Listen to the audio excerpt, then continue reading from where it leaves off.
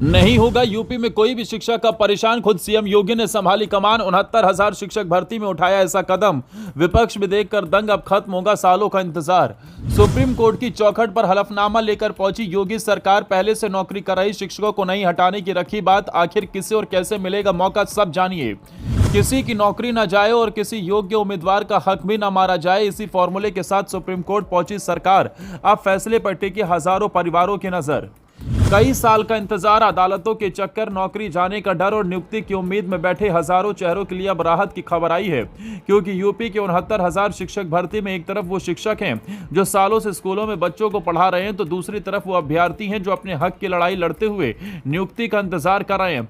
लेकिन अब इस पूरे मामले में योगी सरकार ने सुप्रीम कोर्ट में अपना पक्ष रखकर दोनों तरफ के शिक्षकों को बड़ी उम्मीद दी है।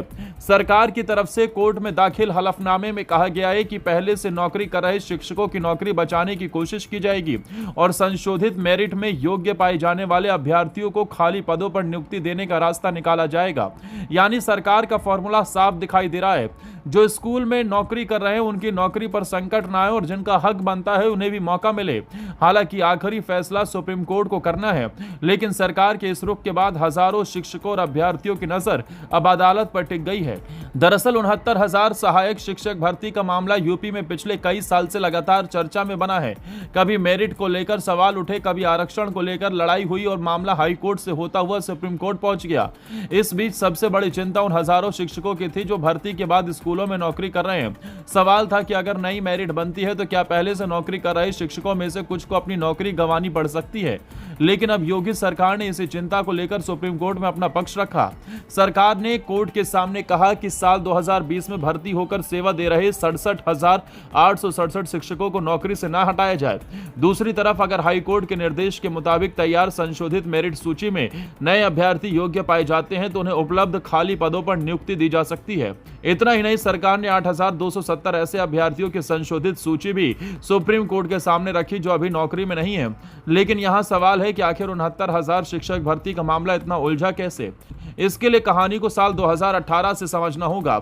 1 दिसंबर 2018 को उत्तर प्रदेश ने 69,000 सहायक शिक्षक भर्ती का विज्ञापन जारी किया। जनवरी 2019 में परीक्षा हुई और इसके बाद कट ऑफ को लेकर विवाद शुरू हो गया। सरकार ने सामान्य वर्ग के लिए 65% और आरक्षित वर्ग के लिए 60% न्यूनतम अंक तय किए। मामला अदालत पहुंचा और आखिरकार सुप्रीम कोर्ट ने कट ऑफ को सही माना। इसके बाद जून 2020 में पहली चयन सूची सामने आई और हजारों अभ्यर्थियों की नियुक्तियां मिली।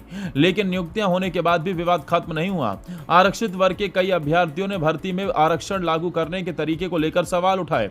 आरोप लगाया गया कि आरक्षित वर्ग के जो उम्मीदवार सामान्य कट ऑफ पूरा कर रहे थे उन्हें नियम के मुताबिक अनारक्षित सीटों पर जगह मिलनी चाहिए थे।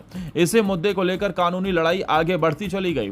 साल 2023 में हाईकोर्ट की सिंगल बेंच से फैसला आया और फिर 2024 में डिवीजन बेंच ने नई मेरिट सूची तैयार करने का आदेश दिया। यहीं से उन शिक्षकों की चिंता और बढ़ गई जो पहले ही नौकरी पा चुके थे। उन्हें डर था कि अगर पूरी मेरिट दोबारा बनाई गई और उनका नाम नई सूची में नहीं आया तो उनकी नौकरी का क्या होगा। वहीं दूसरी तरफ लंबे समय से आंदोलन और कानूनी लड़ाई लड़ रहे अभ्यर्थियों का कहना था कि अगर उनके साथ भर्ती में गलत हुआ है तो उन्हें उनका हक मिलना चाहिए।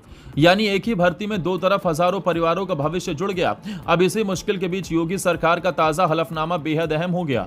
सरकार की कोशिश मौजूदा शिक्षकों की नौकरी बचाते हुए योग्य अभ्यर्थियों के लिए उपलब्ध खाली पदों के जरिए रास्ता निकालने की है।